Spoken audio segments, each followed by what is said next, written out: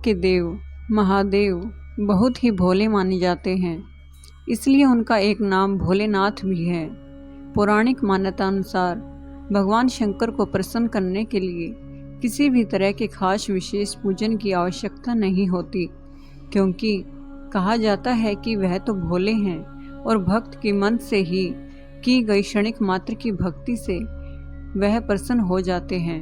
अब भी शिव की भक्ति और कृपा पाने के लिए सोमवार का व्रत करते हैं तो इस कथा से भोलेनाथ को प्रसन्न कर सकते हैं। सोमवार के व्रत को लेकर मान्यता है कि इस व्रत को करने से भगवान शिव अपने भक्तों की मुराद जल्दी पूरी करते हैं। सोमवार का दिन भगवान शिव को समर्पित है, इसलिए इस दिन भगवान शिव की पूजा और व्रत करने का महत्व और ज़्यादा बढ़ जाता है।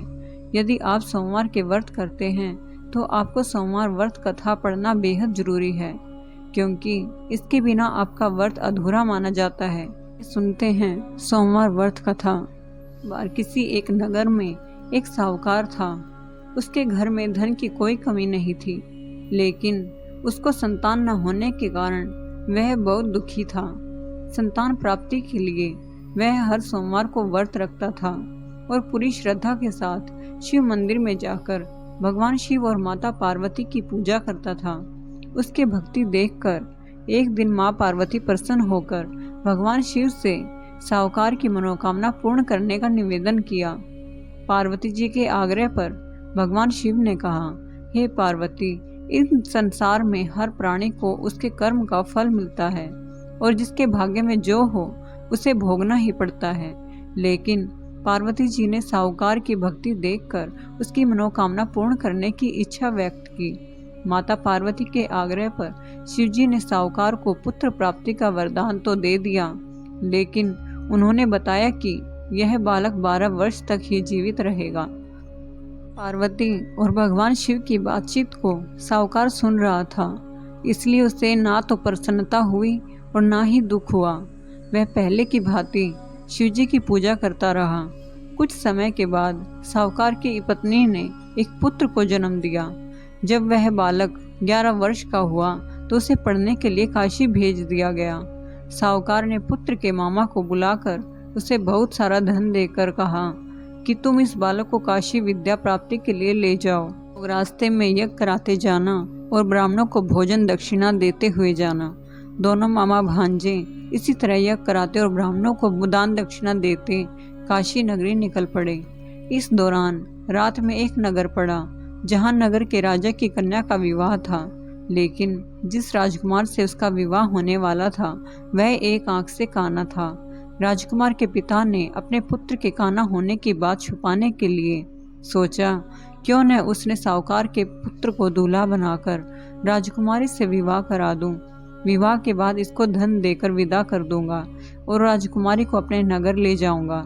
लड़के को दूल्हे के वस्त्र पहनाकर राजकुमारी से विवाह करा दिया गया। साहूकार का पुत्र ईमानदार था, उसे यह बात सही नहीं लगी, इसलिए उसने अवसर पाकर राजकुमारी के दुपट्टे पर लिखा कि तुम्हारा विवाह तो मेरे साथ हुआ है, लेकिन जिस राजकुमार के संग तुम्हें भेजेंगे वह एक आंख से काना है।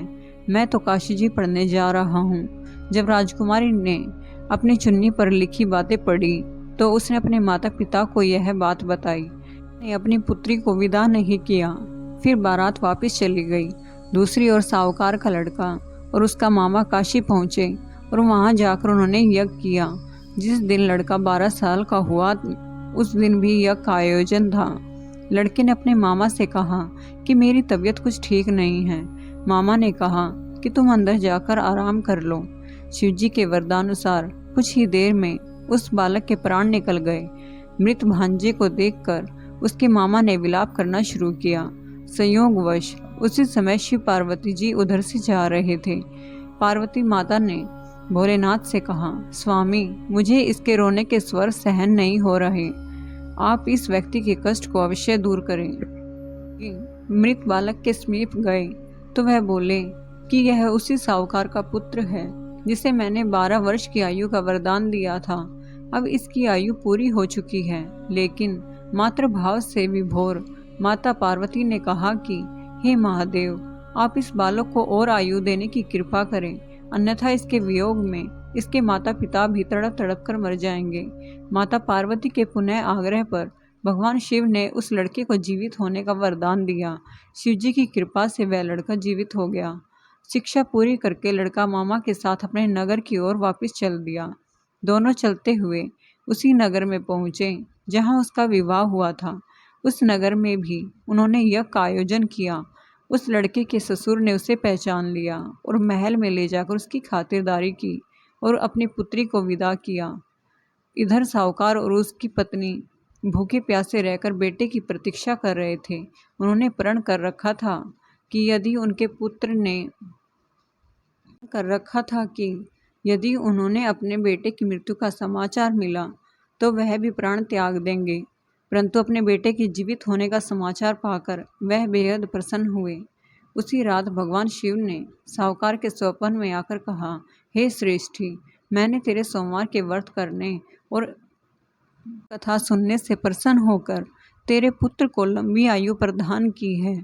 इसी प्रकार से जो कोई सोमवार व्रत करता है या इस कथा को सुनता और पढ़ता है, उसके सभी दुख दूर होते हैं और सभी मनोकामनाएं पूर्ण होती हैं। जय भोलेनाथ।